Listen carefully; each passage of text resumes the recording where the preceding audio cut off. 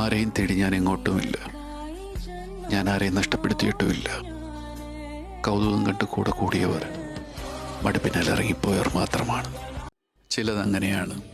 കാണാതിരിക്കും, മിണ്ടാതിരിക്കും, വേണ്ടാന്ന് വെക്കും, ഒന്നും പറയാതെ ഇറങ്ങിപ്പോവും. കരുതിയിരിക്കണം കേട്ടോ. ഹൃദയം നുറുങ്ങും, കണ്ണുകൾ നിറയും, നോവായി മാറും. എന്നിരുന്നാലും നമ്മൾ നമ്മളായി തന്നെ ഇരിക്കണം. ആ ഒരാളില്ലാതെ ജീവിക്കണം. ഓർക്കണം, ചില സമയങ്ങളിൽ നമുക്ക് നമ്മൾ മാത്രമേ ഉള്ളൂ. വേദനിപ്പിച്ചുവെങ്കിൽ ക്ഷമിക്കുക, ഇഷ്ടപ്പെട്ടിരുന്നുവെങ്കിൽ ഓർക്കുക, ശല്യമായിരുന്നുവെങ്കിൽ പൊറുക്കുക. ജീവിതം ഒന്നേ ഉള്ളൂ, എല്ലാം പുറത്തു മാപ്പാക്കി തരിക. ഇപ്പോൾ എന്താ ഇങ്ങനെയെന്നല്ലേ?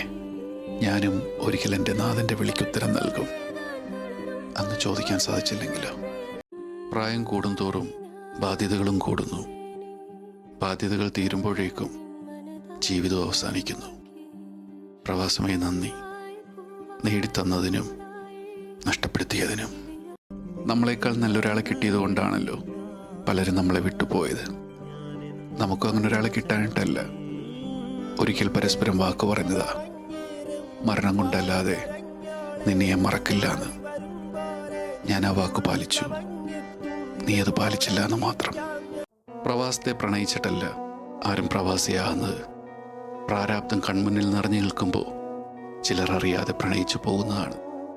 പിന്നീട് പിരിഞ്ഞു പോകാനാവാത്ത വിധം പ്രവാസം തിരിച്ചു പ്രണയിക്കും. അത് മരണം വരെ തുടരും. അവസാനത്തെ ആണിപ്പെട്ടിയിലടിച്ച് തൂക്കം നോക്കി നാട്ടിലേക്ക് തിരിക്കും വരെ അത് തുടരും. എന്നാൽ പാവങ്ങളായ മറ്റു ചിലർ പ്രവാസത്തെ നെഞ്ചോട് ചേർത്ത് പിടിച്ച് ആ മണ്ണിൽ തന്നെ അന്തി ഉറങ്ങും. ഉറക്കമൊഴിച്ച് പൊട്ടിച്ചിരിച്ചപ്പോൾ ഒരിക്കലും ഓർത്തില്ല ഉറങ്ങാൻ സാധിക്കാത്ത വിധം പൊട്ടിക്കരയേണ്ടി വരുമെന്ന്. ഒരുപക്ഷെ നീ എന്നിലേക്ക് വന്നില്ലായിരുന്നുവെങ്കിൽ എനിക്കിത്രമാത്രം വേദനിക്കേണ്ടി വരില്ലായിരുന്നു.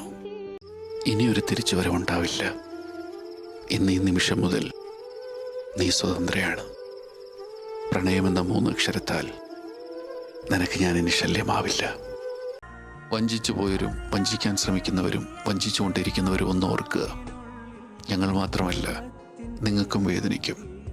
ഒരിക്കൽ നീ അളക്കുന്ന കോലുകൊണ്ട് തന്നെ നിന്നെ അളക്കപ്പെടും. ജനിച്ചാലും മരിച്ചാലും അടുത്തുള്ളവരറിയും. അവർ വരും. അറിയാതെ പോകുന്നത് ജീവിച്ചിരിക്കുമ്പോഴാണ്. തോരാ മഴ പോലാണ് ചില മനുഷ്യർ. ഉണങ്ങി വാടാൻ സമ്മതിക്കാതെ നമ്മളെ ഇങ്ങനെ നനച്ചുകൊണ്ടേയിരിക്കും അവർ. നീ പൊറുക്കണം.